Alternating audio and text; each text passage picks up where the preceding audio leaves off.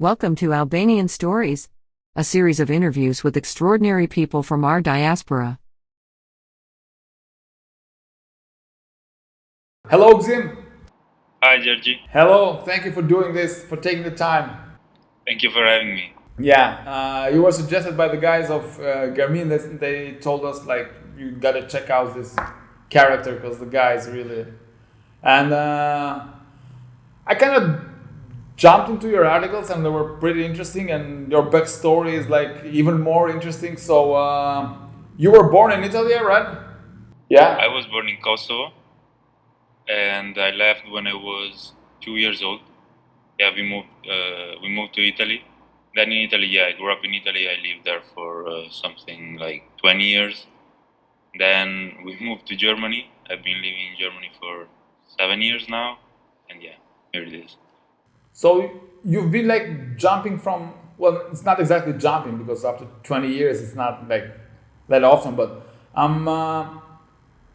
do you have any recollection of your, I mean, like your early years, like the switch from one place to the other? Well, from Kosovo to Italy, not right, because I was only 2 years old, so I don't remember like moving. But I remember, yeah, the first years in Italy, like in kindergarten, like that. It was kind of weird because I don't remember like talking Italian, but my mother says that I started to talk like immediately. I already knew a bit of Albanian, but then I started like in Italian without any problem. So I feel she says like you were already like doing this double life, talking Italian outside, talking Albanian at home. So, but yeah, the best memories were when we went back, like every summer. Then we did it like every summer after the war, every summer going back to Kosovo, and that was, yeah, probably the best memories that I have because like the highest level of happiness, like waiting to go back to Kosovo and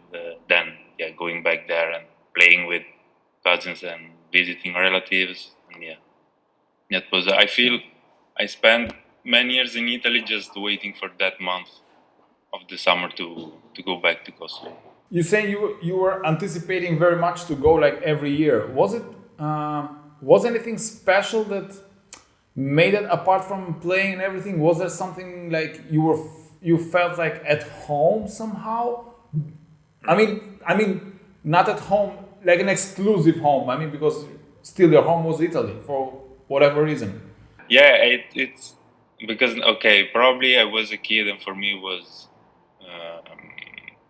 okay, I'm gonna go to Kosovo because there is no school, I'm gonna play. But that was probably when I was really, really young. But then I feel, okay, as soon as I gonna be like 18 years old, I'm gonna go back to Kosovo. That was my feeling when I started to grow up. Because as you said, like I felt at home there, and probably one reason was the name. As in fact, like in Italy, I was people knew me as Jimmy, not as Xim. Okay. Then growing up, and after I left Italy, I kind of realized why I did this, like introducing myself always as Jimmy, because I felt like this is gonna be the first step to make me accepted from Italian people. I didn't want them to know anything about my Albanian part, and that was a bit also conditioned by the fact that in Italy, Albanians for many, many years were like the bad thing. They were always, it was like always some Albanians fault for something that happened, like, you know. And then I kind of hide that part. And only when I went back to Kosovo, like people pronounced my name correctly, I felt like, as you said, at home, even though like I spent only 1 month or 3 weeks there each year, but I always had this strong feeling with, yeah, with the country I was born. Did you?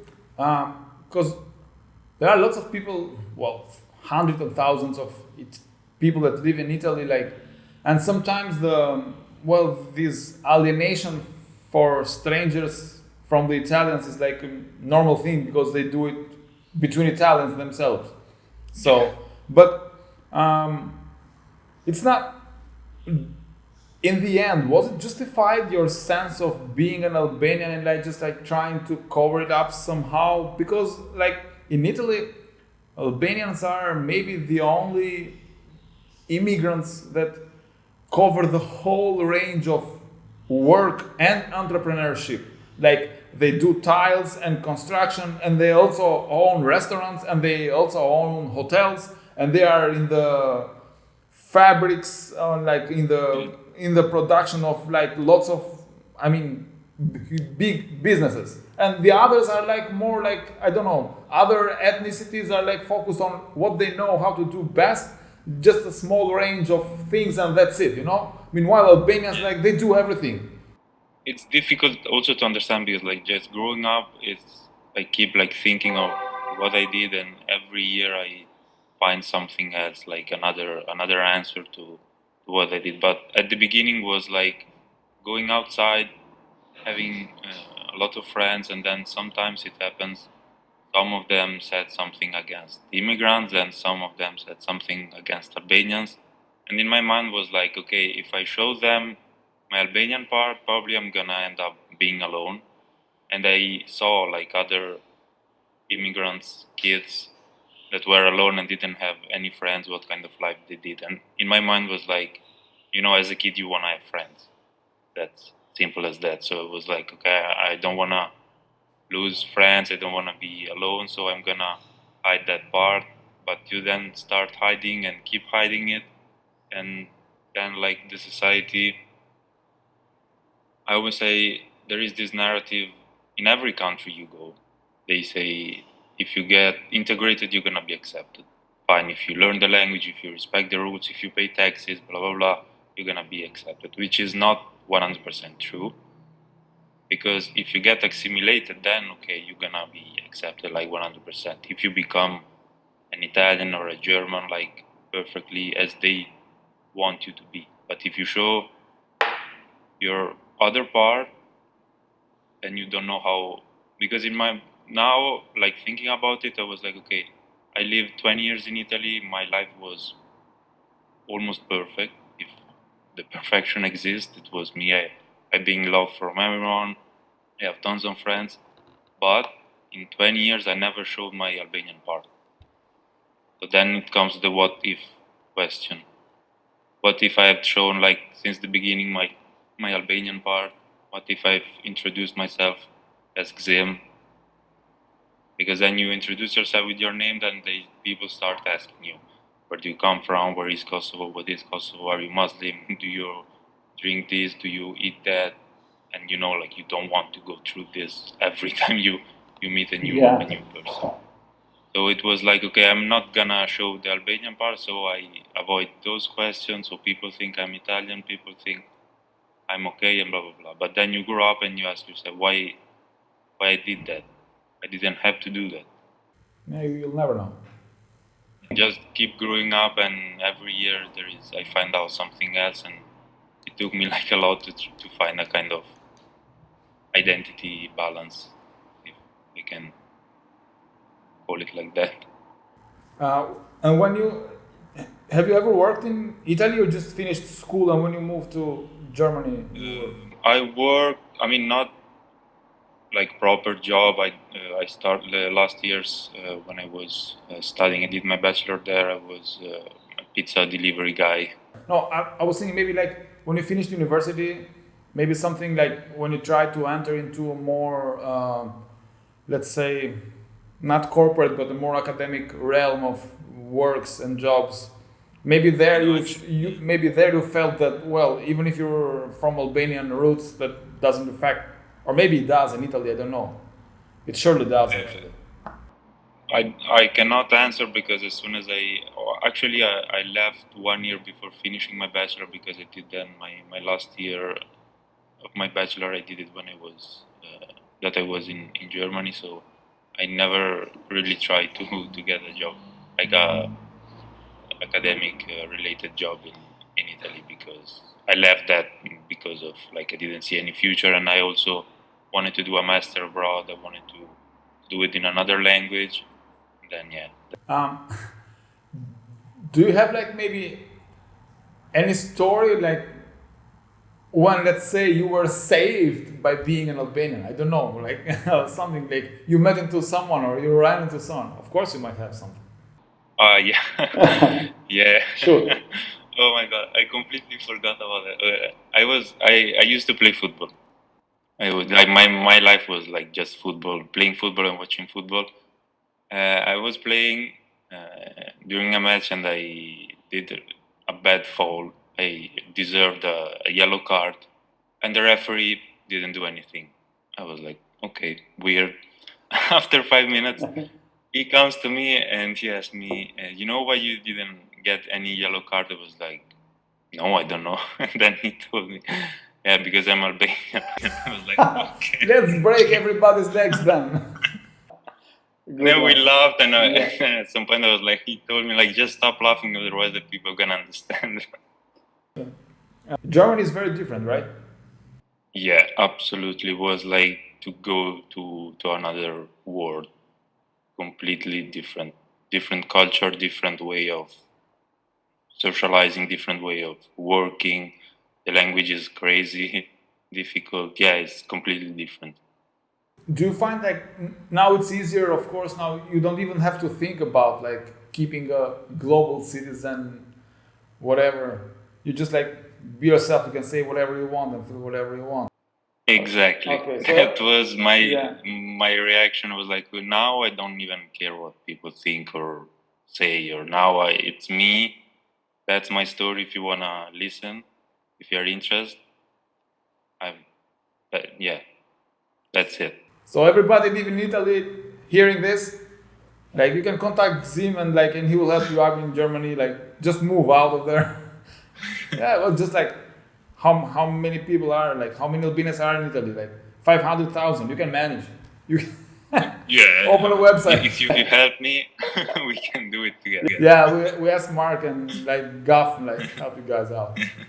Are you focused on like work and politics from like our roots, like Albania and Kosovo? Because I saw your articles are really. I'm like, for example, the thesis that I just finished to write is about Chinese investment in the Western Balkans, because it's the region that kind of know. But about the articles, writing is probably my biggest hobby next to reading. And when I write, I realized you have to write about yourself, because I cannot write about other things that do not touch me.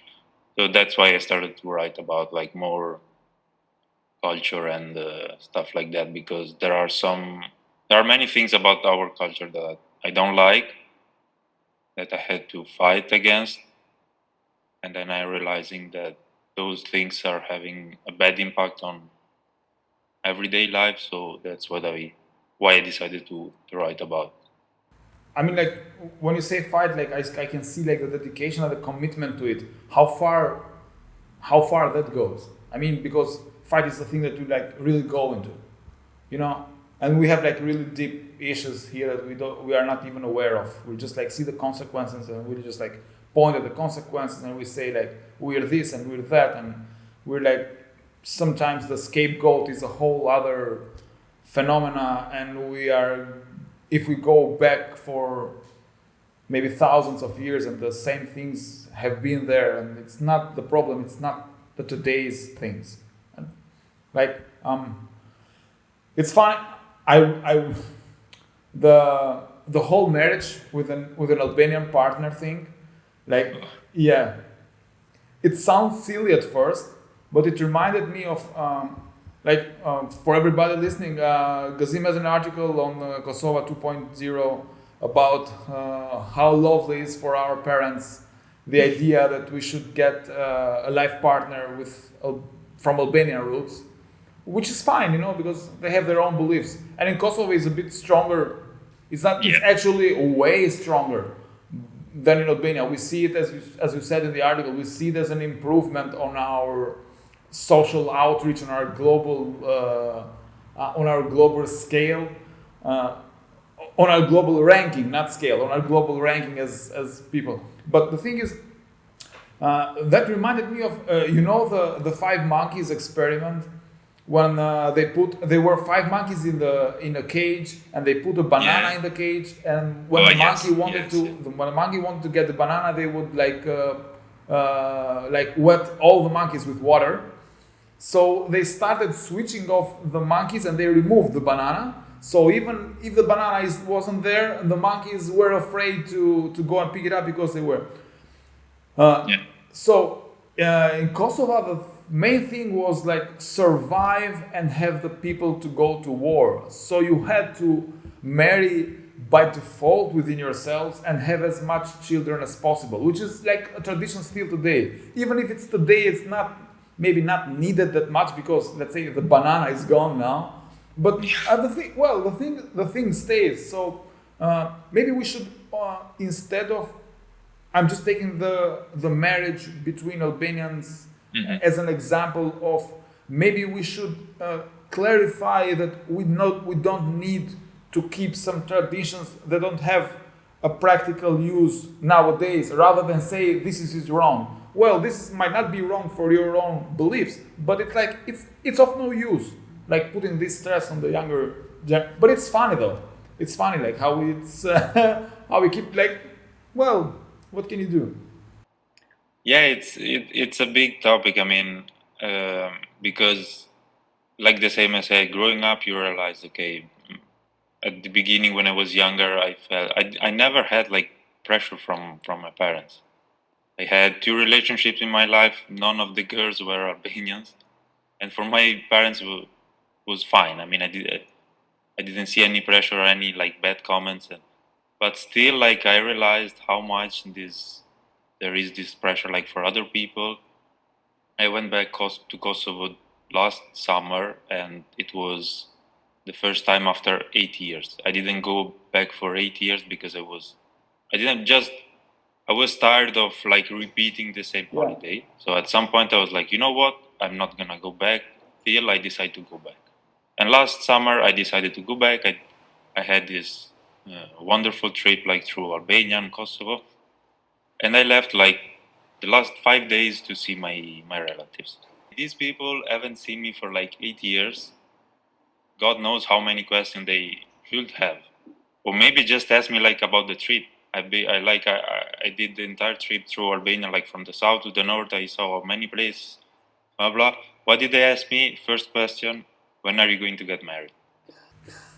So when I was are you like, going? okay, wait, When you are you you going? you missed me, you missed me so much. I was like, well, look, I'm not even close to it, so just.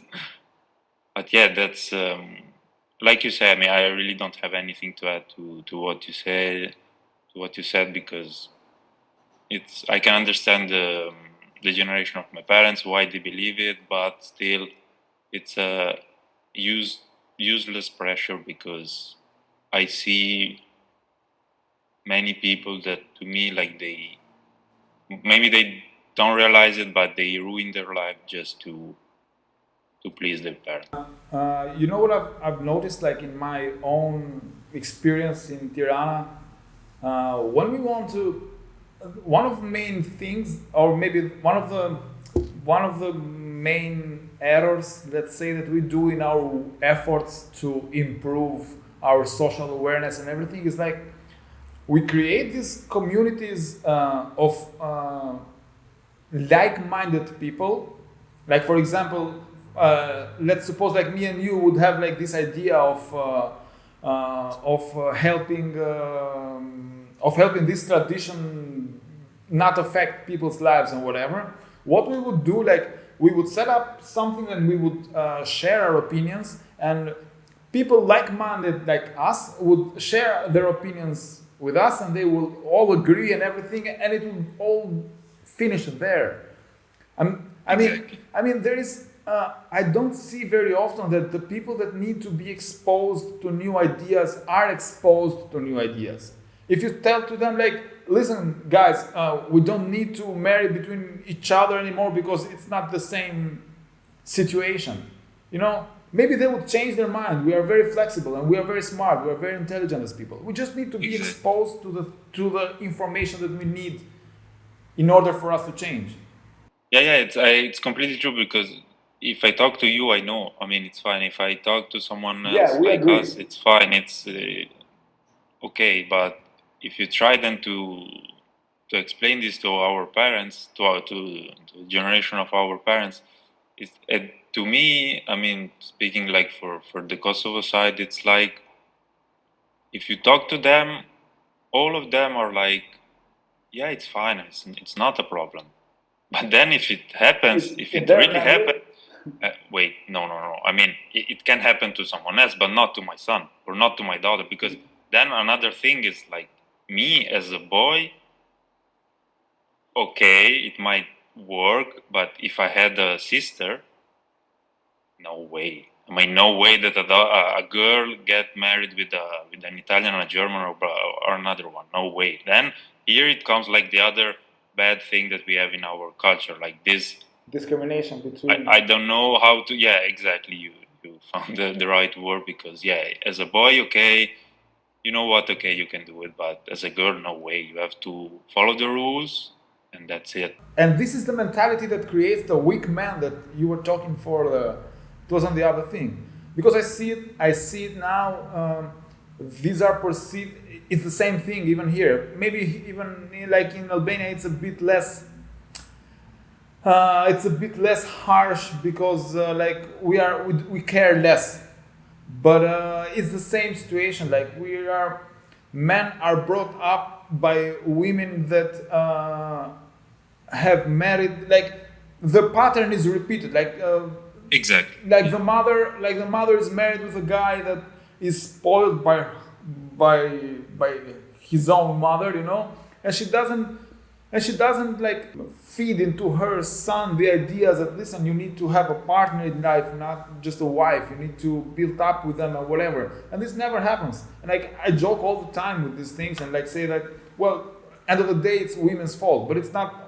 Well, it's not only women's fault. It's like it's everybody's fault. It's everybody's fault, But it's 50-50, Just like for to everything. be fair, Yeah. I would say it's 60% of us because we should first understand how much power do we have and the fact that we don't have first to use it as people, some men use it, but the other side there is also the female part. It's a big part because yeah, as a mother, you are a woman first. Why you grow up your son as he's a king or whatever? I mean, you as a woman first don't have to give him like, he's my son, he can do whatever he wants. No, because if he can do whatever he wants, if he grew up like 18 years old in a home when he doesn't have any rule, then he go out and he thinks that he can do whatever he wants because that's how he was Raised. grown up. So yeah, raised. And it's gonna be in Exactly. trouble for the moral. And but it's the same thing. Like if you don't expose the people to the information they need to know for them in order to change, then it's gonna be the same patterns repeating and repeating and repeating. Because it's not that we can change. Like the most of us, I mean, like we try to be better and try to do whatever, but it's still like first the pressure is really big from the people surrounding us, and also the information and the people that are and the people that maybe have the ability to change us. They don't have like the patience like to show the way, like you have to do this and you have to do that. And well, it's a bit tricky. Do you have a what type of cultural information of content like reaches you from Kosovo? What do you surf more? What do you look for apart from the politics, which is like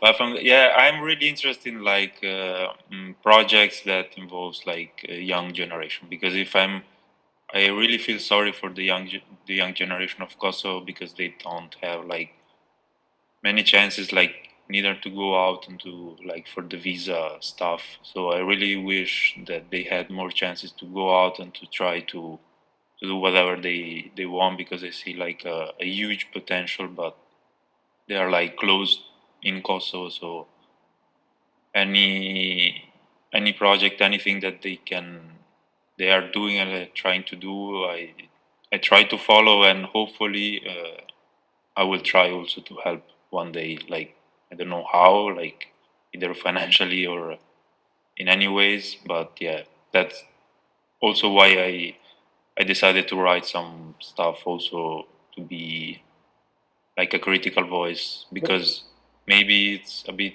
easier when you're outside.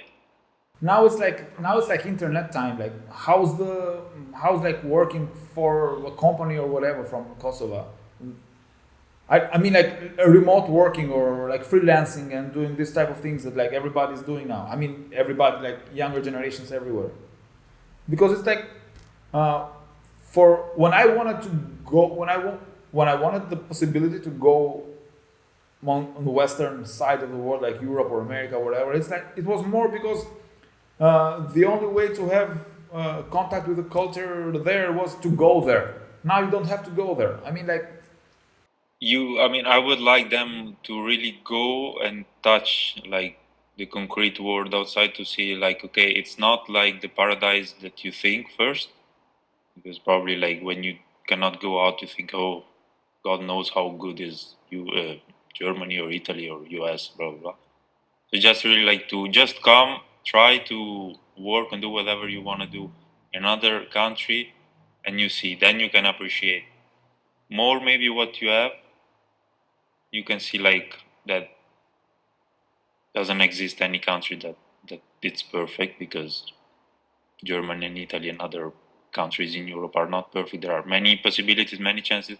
Some stuff work better than in Kosovo, but they are not perfect. So just like really to have a concrete experience like outside, because yeah, you're right. Like with the internet now, you can work for a you can company reach that out, yeah.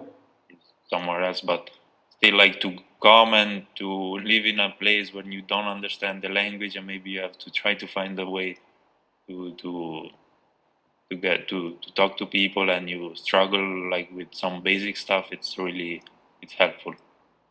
Is this the insight you think you have reached from living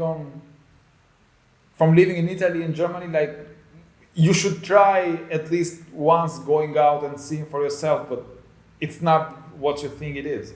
Of course, it's not. Exactly, because I had an idea of Germany when I was in Italy. Then I moved, and it was a shock at the beginning. Then I get used to it.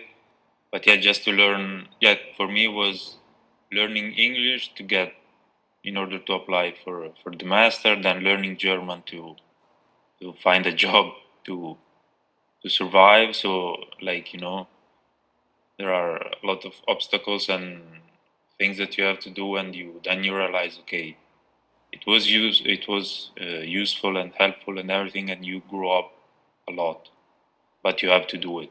That's the point. I mean, you can get your dream without fighting and accepting, Without like to sacrificing spend something, of course. Yeah, you have exactly to. sacrifice. Yeah, everything is tears. I'm curious about like when Albanians like live abroad, like your contact Yeah. with the culture and our story and everything. Is anything like that? When they say, "Tell me something about Albania to impress me." I mean, Albanians in general, Albanians in Kosovo, whatever. Like, is anything that like when you've heard it for the first time from the Albanian story or music or arts or politics or I don't know something like, and you say wow, and like that has stuck with you. Probably like the constant that I see like in every story is this strong feeling to be Albanians. Like in every story, I see like famous people, but also not famous people. Like you can get like, okay, he's a brother, she's a sister, because like nobody like hides this feeling of being Albanian, and every time we try to remind people, hey, I'm Albanian, even though like people don't care anymore or don't ask us, but like we have to say it, like, look, I'm Albanian. And I mean, first we say people we are Albanian, then we start talking about ourselves. That's something I like, because I don't see this strong feeling of, how to say, from other nationalities. Like I see people are not so.